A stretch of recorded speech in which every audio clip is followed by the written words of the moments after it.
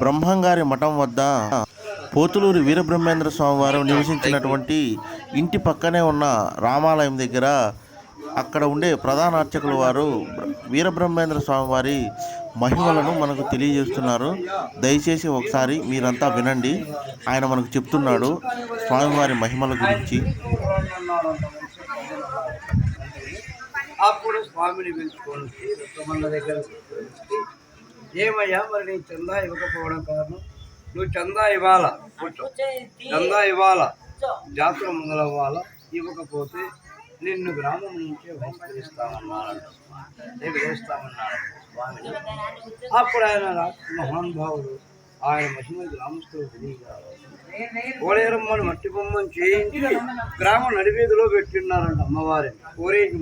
ఈ గ్రామస్తులు ఈ గ్రామంతో కందిమల్లారెడ్డి పొగాకాడ చుట్ట తయారు చేసుకునేది స్వామి చూసి, అమ్మ కోలేరి కొంచెం నిప్పు తీసుకురమ్మ చుట్ట వెలిగించుకొని మనసు మరి నేను ఎవరైనా కూడా తెలుస్తుంది గ్రామస్తులు స్వామి.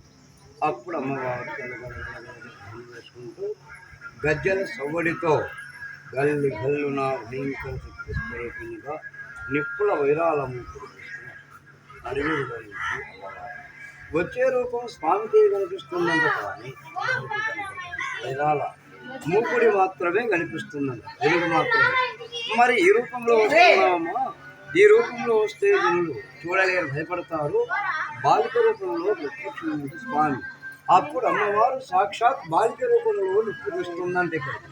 అప్పుడు చెప్పాను స్వామి, ఈ కందిమల్లాయపల్లి గ్రామంలో ఉండే ముంచు కందిమల్లారెడ్డి వంశవృద్ధి లేకుండా పోగాక అని శాపం చెప్పారమ్మ స్వామి.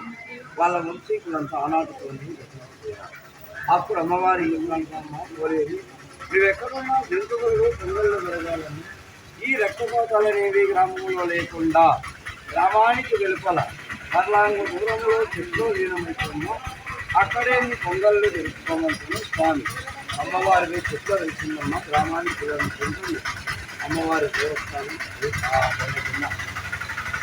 ఆ కనపడే పొందండి కదమ్మా, అక్కడ ఉంది అమ్మవారి. ఇప్పుడు ఈ ఆలయ నిర్మాణం చేసిన తర్వాత ఇక్కడ పూజా కార్యక్రమాలకు పూజా వస్తు సామాగ్రికి మీరు కూడా ఎవరి కొడుకున్న వాళ్ళు ఆ ఉండిలో వేసుకోండి అమ్మా.